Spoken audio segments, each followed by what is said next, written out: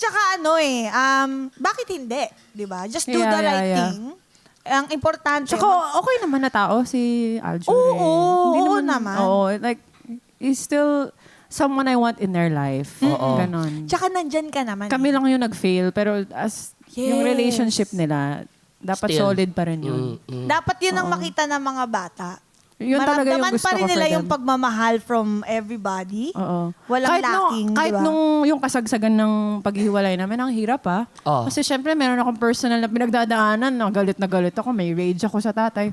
Talagang huhugutin mo sa pinakamalalim na, okay, kaya ko to, yes, okay lang, go. Ang strong. Oo, kailangan talagang selfless ako dito. Nanay ako Yes. Diba? So talagang, there's no other way for me. Kaya sa akin, kaya pagdating sa usapang ganito, ano tawag na, co-parenting, parang masasabi ko lang din, para sa akin, opinion ko lang po ito basta't para sa akin, alam ko yung ginagawa ko yung best ko sa father, hindi na ako kailangan magtanong pa kung ano pang kaya mong gawin.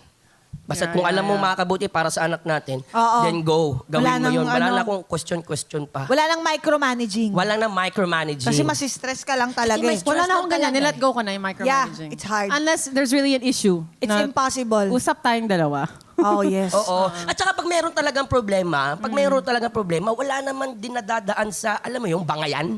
Walang masosolve dyan Oo nga. So maganda yung sinasabi ni Kylie na dapat talaga, kahit nagalit tayo sa isa't isa na talagang gusto mo na akong kalbuhin, Oo.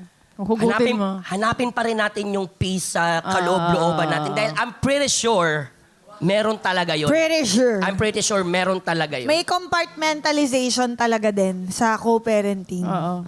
So parang kahit magkaaway tayo, hindi natin kailangan pag-usapan yung issue nating dalawa. Kasi ito, kailangan lang magbayad ng tuition. So may issue ba tayo sa tuition? Di ganon. Di ba? Yung May ganun lang. ganun. Hindi na importante kung ano pag-usapan. Kayo ba napag-usapan niyo yung issue niyo? Like, pinag-usapan niyo pa ba yun bago kayo nagkaroon ng structure sa co-parenting? Oo, ako yung laging... yung umpisa ko. Oo naman, tao ka naman. Lahat Kasi naman syempre, siguro. adjustment yun adjustment period. Yeah. Yung last na ganun ko, yung, di ba, yung peace na tayo Kinakwento ko lang. Oo. Yung tumakbo siya, nakapag-post ako kasi basta, pumunta siya ng bahay. Tapos kinausap niya ako ng maayos. Na ganito ngayon, itong plano ko, ganyan-ganyan. Pinaintindi niya sa akin. Tapos sabi ko, okay, thank you. Pinaliwanag mo, Ang support nice kita din. dyan. Oo, may Oo. effort naman siya. Ang May nice na effort siya. pupuntahan ka, Oo. magpapaliwanag sa'yo. Oo. Mas maganda yung kinakausap Kasi ang ka. lakas ng impact ng post ko, ginatakot siguro. Ganun. Yung pala yun. Gusto ko yung apakahaba, no? Pero naglalakad na siya, papunta na siya. Kylie naman. Kaya nga, alam mo ngayon, mas maingat na ako mag-post. Kasi, minsan nakakalimutan ko kasi yung impact Totoo. We cannot be emotional. Totoo. Lalo na't meron tayong mga bata. Nakaka-relate na dito ka na. Tsaka sabi ko, lalo't meron tayong mga bata. Diba? O, diba? Hindi, totoo Wag yun. daw personalin. Totoo yan. Lalo na sa panahon ngayon, mental health, napakadelikado para sa mga anak natin yun. At ayoko magkaroon yung mga anak ko na yun. Although yung pinost ko naman, para din naman sa aming lahat.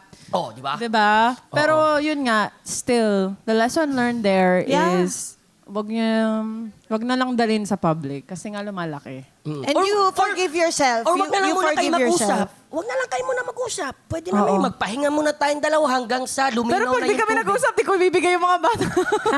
Yun naman din. Hindi talaga. Walang ganon. Pag mag-away kayo, pero like, tuloy ang routine. Kasi yung mga bata, meron na kayong setup na pinag-usapan . Mga tawa mo saya